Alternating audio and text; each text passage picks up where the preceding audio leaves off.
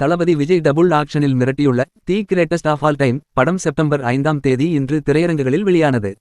AGS நிறுவனம் தயாரிப்பில் அதிக பொருட்செலவில் வெங்கட் பிரபு இயக்கத்தில் உருவாகியுள்ள இந்த படத்தில் விஜயுடன் இணைந்து பிரசாந்த், பிரபுதேவா, அஜ்மல், மோகன், ஸ்னேகா, ஜெயராம், லைலா, மீனாட்சி சவுத்ரி, யோகி பாபு, பிரேம்ஜி அமரன், வைபவ் உள்ளிட்ட பலர் நடித்துள்ளனர். யுவன் சங்கர் ராஜா இசையில் படத்தின் விஜயம் பக்காவாக அமைந்துள்ளது.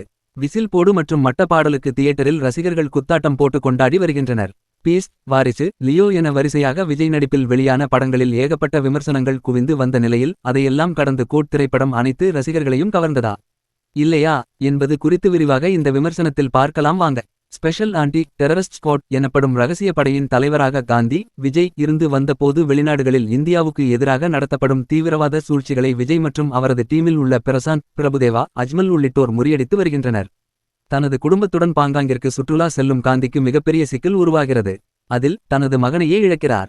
அந்த அமைப்பே வேண்டாம் என இமிகிரேஷன் அதிகாரியாக வயதான காலத்தில் வாழ்க்கையை நடத்தி வரும் காந்திக்கு மீண்டும் எஸ்ஏடிஸ் அமைப்பிடம் இருந்து அழைப்பு வர மாஸ்கோவுக்கு செல்லும் காந்திக்கு பேரதிர்ச்சி அவருடைய ரூபத்திலேயே காத்திருக்கிறது. அதன் பின்னர் நடக்கும் மோதல்களும் பாச போராட்டமும் தான் இந்த கோட் படத்தின் கதை. ஒட்டுமொத்த படத்தையும் டபுள் ஆக்ஷனில் விஜய் தனது தோளில் தாங்கி நடித்துள்ளார். பிரசாந்த், பிரபுதேவா, அஜ்மல் என விஜயின் டீமில் உள்ளவர்களின் நடிப்பும் அவர்களுக்குள் நடக்கும் ட்விஸ்டும் கலக்கல். இளம் விஜயாக வரும் டி ஏஜிங் விஜய்க்கு ஜீவன் என பெயர் வைத்துள்ளார் வெங்கட் பிரபு. படத்தில் அவர் பண்ணும் சேட்டைகள் மற்றும் அலப்பறைகள் தான் ரசிகர்களை உற்சாகத்தில் ஆழ்த்துகிறது. யோகி பாபு, பிரேம்ஜியின் காமெடி ரசிகர்களை சிரிக்க வைக்கிறது.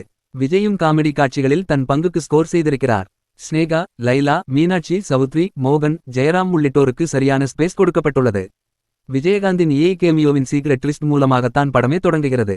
ஏற்கனவே சோஷியல் மீடியாவில் லீக்கான பல பிரபலங்களும் கேமியோவாக நடித்து தூள் கிளப்பியுள்ளனர். அதிலும் கிளைமேக்ஸ் கேமியோ வேற லெவல். சென்னை சேப்பாக்கம் மைதானத்தில் நடைபெறும் அந்த இறுதி கிளைமேக்ஸ் படத்திற்கு பெரிய பலம் என்றே சொல்லலாம்.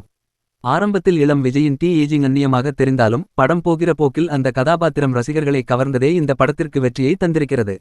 வெங்கட் பிரபு விஜய் ரசிகர்களுக்கு என்ன மாதிரியான படம் பிடிக்கும் என்பதை பார்த்து ஸ்கிரீன் பிளே செய்திருக்கும் விதம் சிறப்பு.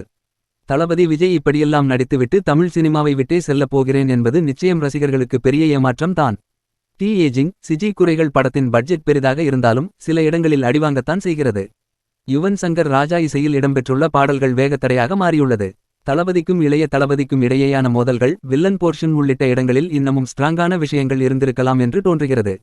சில இடங்களில் வெங்கட் பிரபு எடுத்துக்கொண்ட சினிமாட்டிக் லிபர்ட்டி மற்ற ஆடியன்ஸை கவருமா என்கிற கேள்வியையும் எழுப்புகிறது. சில குறைகளை தவிர்த்து விட்டு ஒட்டுமொத்தமாக படமாக பார்த்தால் நிச்சயம் இந்த கோட் பிளாக்பஸ்டர் தான்.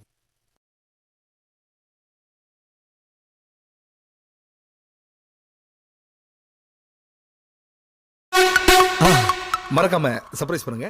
தேங்க்யூ.